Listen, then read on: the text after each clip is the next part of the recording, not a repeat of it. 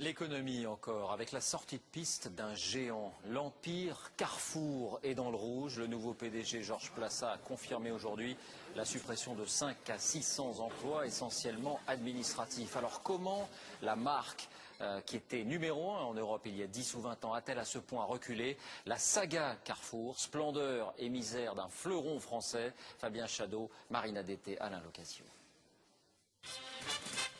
Tout avait pourtant bien commencé, avec une vraie révolution.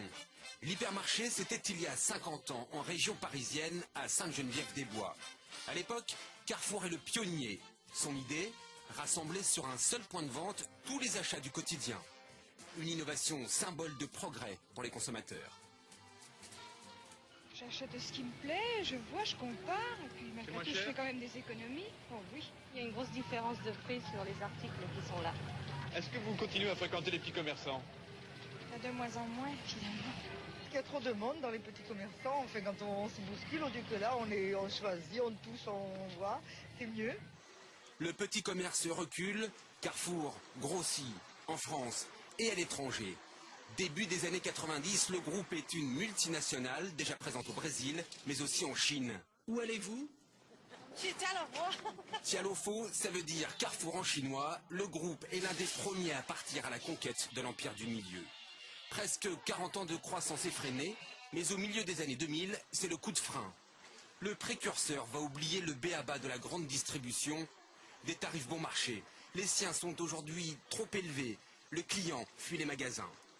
L'action qui était à 57 € en avril 2007 amorce son déclin. Elle est aujourd'hui à 17 €.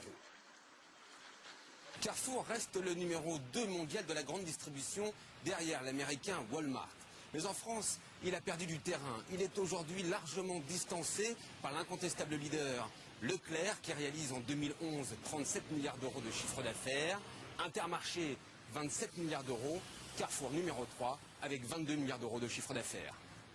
Et après les prix, le pionnier va aussi trébucher dans un autre secteur, l'innovation. Alors que ses concurrents créent des magasins de centre-ville, il tarde à lancer de nouvelles boutiques. Aujourd'hui, pour les spécialistes, le distributeur a une stratégie trop floue. Carrefour n'a pas de positionnement.